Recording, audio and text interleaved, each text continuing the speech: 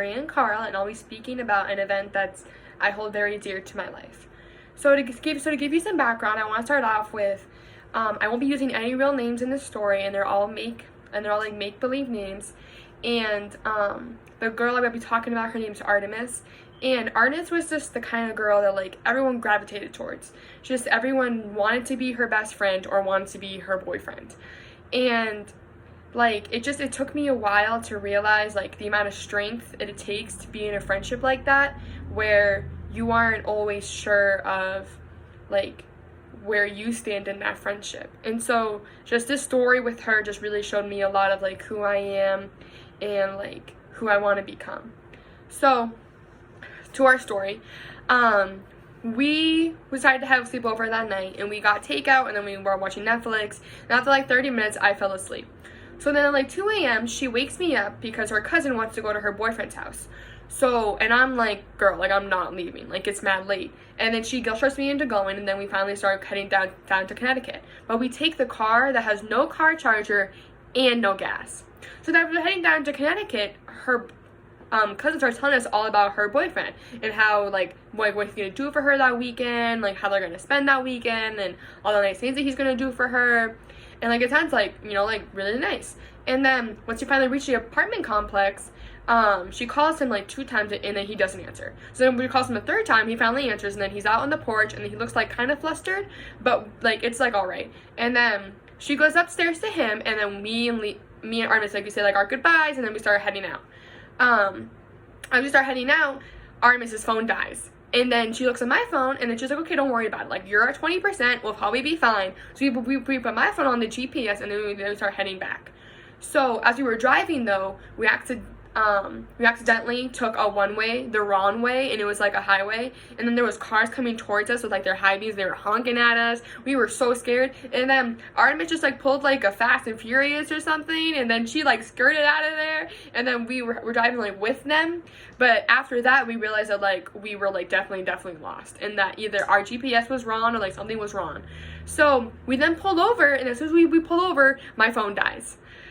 So after we realized that my phone dies, we decided we need to go find a gas station.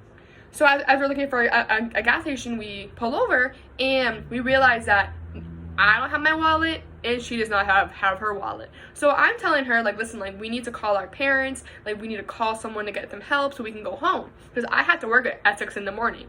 And she's like, don't worry about it, I got it, it's all under control. So then she goes inside, and she tries to find someone that will give us money. So then she sees, like, this dude who's, like, looking at all the different candy bars, and she's like, hi, and then he's like, hey, and then she, like, tells him, like, which candy bar is, like, her favorite, and then he's like, oh, thank you, like, how is your night going? And then she tells him everything that's going on, and then he looks at me, and then he looks at her, and then he just hands us a $20 bill, and then he tells us to go home. So after pumping our gas, we realized our phones are still dead, so we still have no idea where we are. So then as we're driving, we pass by a hospital, and then we're like, oh my god, it's perfect, it's a hospital, they have to be open.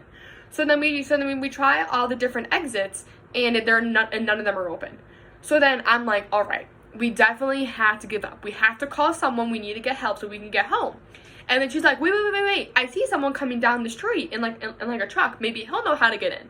So then the truck then comes up, and then the guy comes out of his vehicle, and then Artemis walks up to the old man, and she's like, hey, like, we're kind of lost. Do you know how to get inside this hospital? Like, we really need help.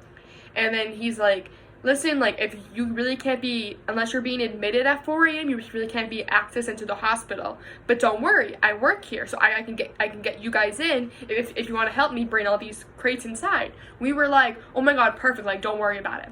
So then he shows us how to, like, pick up the crates and how to, like wheel them. And then we start heading through all the different hallways so that way that we can get back to, like, a central room. He shows us the central room and the vending machines, and then he says, hey, listen, you chill here, I'll be back at 5 a.m. to come pick you guys back up. They say, all right, we start charging our phones. So then at 5 a.m. he comes back, and then he picks us up, and then we start going, like, back to our car, and then we get stopped by this security guard named Fernando, and then Fernando's like, Chris, oh, and that's the old guy's name, he's like, Chris, like, what are you doing? And then Fernando is like, listen, like, this is like your last, like your last strike, like, like, you can't be doing this all the time. And I don't know, maybe he had like some kind of like routine of like sneaking people in or something. But he's like this is like your last time. Like, if you do this again, like, I'll have to let you go. So Fernando then like lets us go, and then we say like goodbye to Chris, and then we're on our way back home. And like, what I realized, that the whole point of this story was that it showed me the great lengths of human kindness. Because if we didn't get help at all that night, we would have still been locked in the middle of, it was either Connecticut or it was Rhode Island. We were in the middle of nowhere, and if we didn't have help from others, we would never have reached home, and I wouldn't have made it in time for my shift. And it also showed me that Artemis wasn't as perfect as she seemed. Even though it seemed like she had always had everything under control and she was always perfect, she was never as perfect as she actually seemed. And so it just showed me like a different perspective on how I saw our friendship. So thank you for listening again. My name is Rayanne, and have a good night.